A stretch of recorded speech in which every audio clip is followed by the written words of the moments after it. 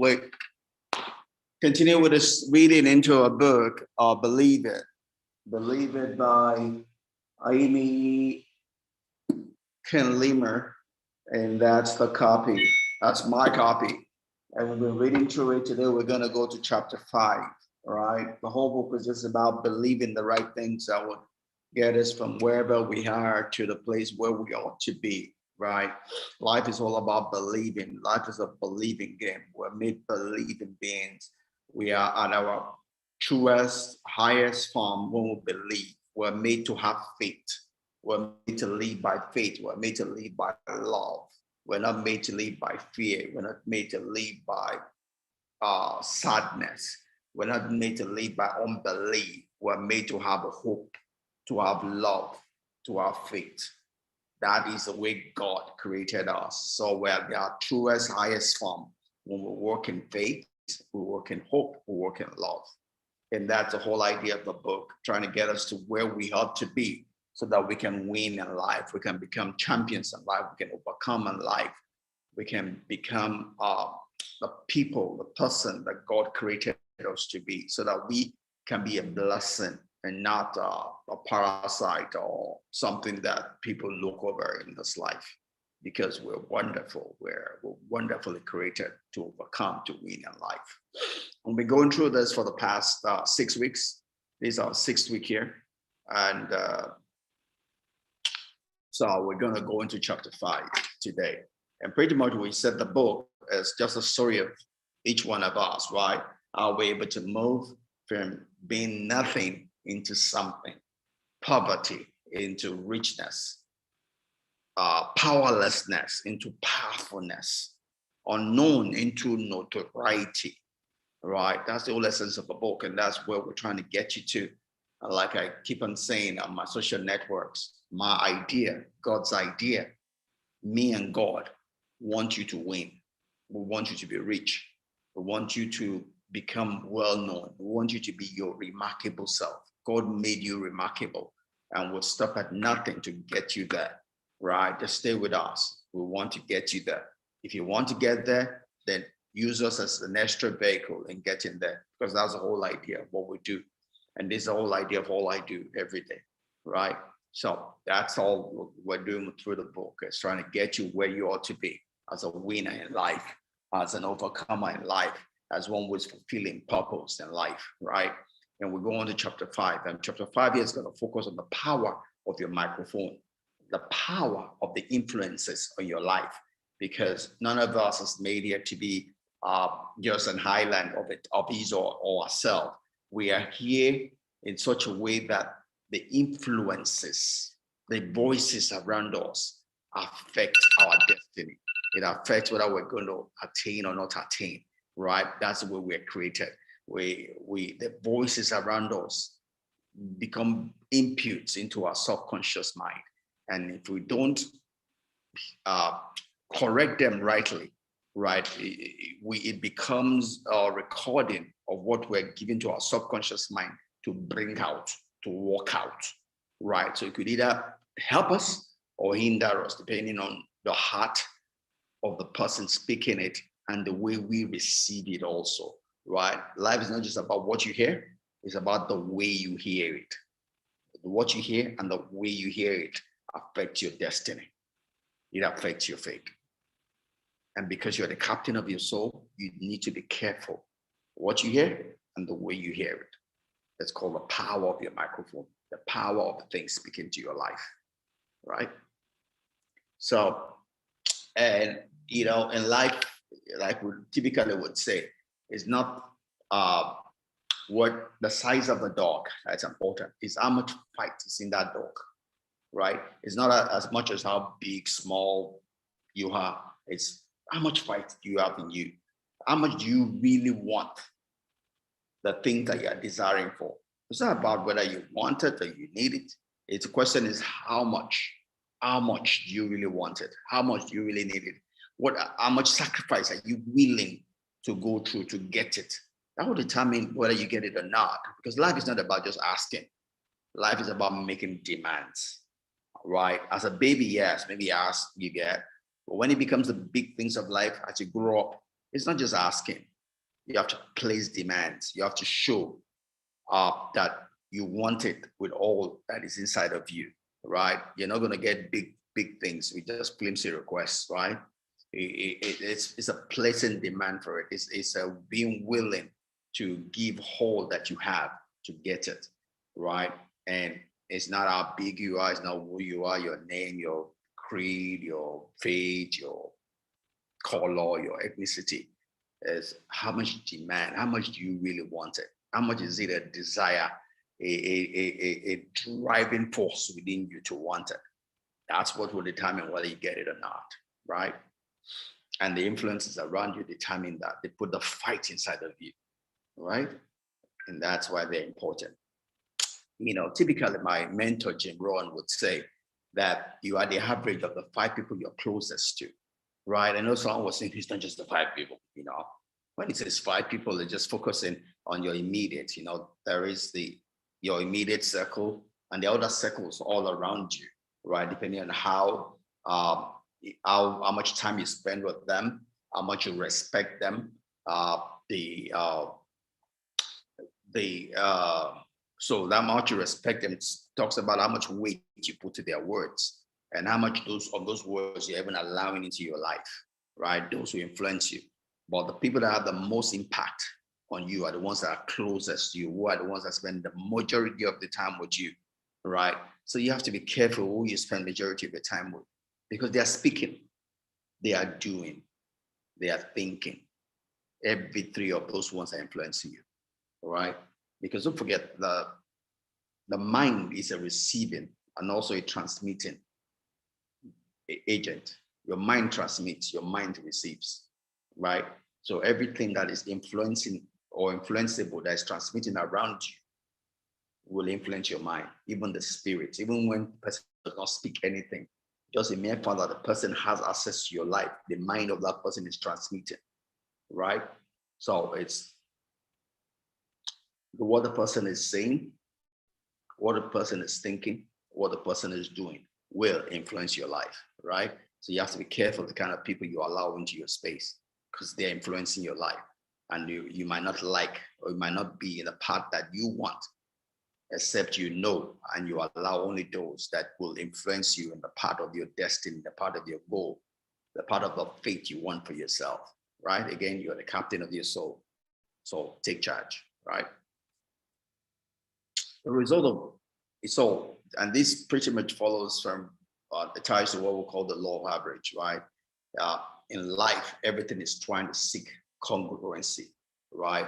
Life is such that there is an equilibrium. Life seeks equilibrium. When anything is out of shape or out of two disparity, there's a force of life that seeks equilibrium. So one is probably either going low, the other one is going high, just looking for equilibrium, right? So that ties to what we're talking about because life, anytime you're relating with people, there's two spirits are relating with one another, and they're trying to find a place of equilibrium, a place of congruency. So that's what what's his name now? Sydney Porter talks about when two people go for a work, something wonderful. It doesn't matter what their speed of each of them typically is. Because they're going for a walk and they're talking together, they are going to seek a new speed of walking, which is different from the two of them. Somehow they adjust to some new speed, which is different from the two of them. But it's a result of the influence of both of them. They are both influencing one another. The faster one is becoming slower, the slower one is becoming faster, and they come to some new walking level so that they are able to relate and work together, right? Same thing that happens in life, right? Life seeks congruency, seeks some average, right? When you are talking with someone, relating with someone, a spirit relating with spirit, and those two spirits are seeking congruency, right? They're looking for a new average so that they can relate together. That's the same way people have influenced your life, right? So you have to be careful who you relate with. Relate with people that are moving in a direction, part of your destiny, of the fate that you want. All right. Otherwise, it might be moving you away from what you want. And I was just reading WebMD, and I saw Leslie Becker Fields writes these 4 influences of friends on our lives. And she says that friends affect the ways that you think and feel about yourself, which is part of what we're talking about. You see, people around you, because they are showing you a model, we're advertising something to you. And because they are your friends, because that means you have accepted them into your circle. But what knowingly or knowingly, because you are friend with them, you are relating with them, your spirit becomes calm. Your defense walls go down, meaning that anything they bring, because you have called them friends, is allowed to go past the gate, right? And don't forget, your subconscious mind is listening. Typically, when you have a friend around, your conscious mind lowers the gate, and what your friend is saying gets to your subconscious mind. Your subconscious mind, again, like I've always said, is a dummy. It's a very powerful force, but it's a dummy. It will receive and do whatsoever reaches it. So if your friends around you, whatever your friends, who you have called your friends, are doing, they will affect the way you think and the way you feel. Probably the feeling is the most funny one, because it's something you begin to feel in ways that you that don't feel rational, but they are results of what your subconscious mind has received into itself, right? So if you want to guide about the way you feel and think, you need to be watchful of the people you allow into your space, right? Because they're affecting you, right? Also, she talks about friends influence each other's personal preference and lifestyle. Obviously, we typically when we call people our friends, we don't want to be standing out, right? Because again, friendship is a place where we look for a place of commonality, a place of oneness together, right? There's truly, in the real sense, no sense of competition amongst friends. You compete against enemies, not friends, right? Because if you call someone your friend, is a place where you want to be at home with the person. So you will not tend to want to differentiate yourself from such persons, meaning that whatever is common amongst your closest friends are the things your spirit, your person will tend towards. It becomes a new bending for you. Also, you have to ask yourself, do you like this bending? Is this bending in line with the purpose of your life? Is it in line with the calling of your life? Is it in line with where you want to go? If you begin to go on this new bending, will it get you to the end you have set for yourself? Are you going to get to the destination you have set for yourself? Are you going to go in the direction you have set for yourself? Right? Because it's going to influence you, right? Number 3 talks about your friendship is the present influence, the nature of your friendship in the present influence the nature of your friendship in the future, for sure. Because your friendship today is setting a direction for your future. It's already giving you a bending. And if you don't do anything about it, you always be seeking people that agree with that. You see, and I love that. Carl Gustav Jung has that famous quote that what we call fate, we call destiny, is when the unconscious is controlling us and we don't know it, right? The unconscious is controlling us, right? Friendship, relationship becomes the unconscious that begins to control us, because there are certain recordings into our subconscious mind. And the subconscious mind is where our habits are stored, where the neural pathways are being created, which becomes the easy path that will follow, right? So when we're not conscious of ourselves, the unconscious is what directs us, is what leads us, is what pushes our life, right? So whatever you are lying today, you are setting as a record in your subconscious mind, as a record in your subconscious mind. You are saying, this is what I approve of. This is where I want to go. That is whether you like it or not. Because once you open yourself to that influence, your subconscious mind is recording, right? So whatever you approve today will determine tomorrow what you'll be doing, especially when you're not thinking about it. Because your subconscious mind is the autopilot of your life, to run your life when you are not consciously thinking about what to do, right? So also, our friends become a strong social network. Well, it talks about strong social network is attributed to healthier and longer life. So what kind of social network you build for yourself, right? Could go either way. It could either be unhealthy and short life if you relate with the wrong people, but if you relate with people that are in line with the destiny, the fate you have set for yourselves, obviously, it will influence you, right? They will influence you onto healthy living, onto a more prosperous life. They will direct you in the way of life. It's just like the commandment. It says, honor your father and mother so that your life will be prolonged in this life, right? The same way, get the right influences in your life because your father and mother were set by God to give you the right influence in life. And that results into long life. If you then make a right decision to be the captain of your soul, to be the master of your fate and your destiny, meaning that you are selective about the people that influence your life, it will result into a longer life. It will result into a healthier life for you, right? And Amy Chan gives you this summary, which is very summary of everything we've said. So the people you surround yourself with, you become, because it's a magnet. It's a magnet, right? We're all energy, right? I love saying that I'm energy, and that's the title of my upcoming book. I am energy, right? I am energy, right? If you subject yourself to peers, right, who are negative, insecure, or destructive, it will affect you, obviously, right? Every communication corrupts, right? If you strive to be a happy, fulfilled, honest, confident, empowered, and principled person, then you have to surround yourself with people who are the same. Because what you surround yourself with, you become, right? What you are looking at, you become. We tend to become what we surround ourselves with, what we focus on, right? Focus is power, right? And Jaime in a book then summarizes, says the power of your inner circle is one of the greatest secrets to success, both in business and in life. You have to be careful of the people in your inner circle, right? Because they influence you. You know, I preached a message on my weekly prayer meeting titled "Build Your Team." I said, yeah, and pretty much it's in line with what we was teaching here, right? If you live your true life to be a blessing, you will begin to create a team around you, which will be people that will come to your aid, right, in achieving the destiny of your life. That's why God created it.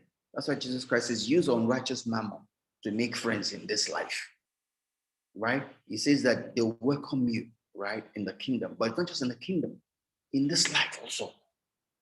When you bless people, they begin seeds that God will use to bless you, right? Same way with Joseph, right? Interpreted dream. He could have also left them. Hey, we're all in prison together. Let me be sad in my own corner. You be sad in your own corner.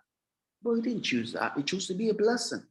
And that blessing is what got him out of prison, got him to the throne, right? Don't forget, it's more blessed to give than it is to receive, because what you give guarantees your future, right?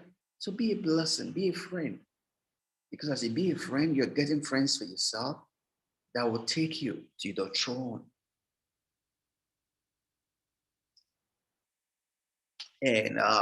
And Amy was talking about authentic connection is a key to love, right? And that's just all I was talking about, being a friend, right? Being your true self, another your true self, making connections, right?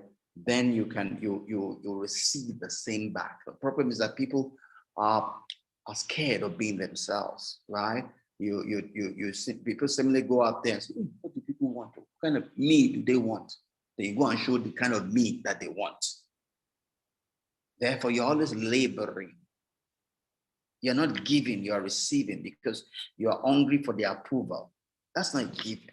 That's why you don't get friends that will take you to your destiny, right? But true, authentic connection is where you are confident under your own skin, right? And you live your life. When you live your life, your tribe will come to you. The people that don't belong to your tribe will go away. They are what we call the heads, right? They go away. They don't belong to you. They're only parasites holding on to you to steal from you, to get from you. But for you to have the people that belong to your destiny, the people that God has set aside for you, you have to be yourself. Because God has tied the people that should be in your inner circle to who you are, not who you are not, right? So when you are yourself, those that don't belong to your destiny, to your path, they will go away. The people that belong will come. The secret is being yourself, being comfortable under your own skin, right? Toba, you're welcome. Great to have you here. All right. So she goes on again and talks about that the key to believing in ourselves, right, is surrounding ourselves with people who not only believe in us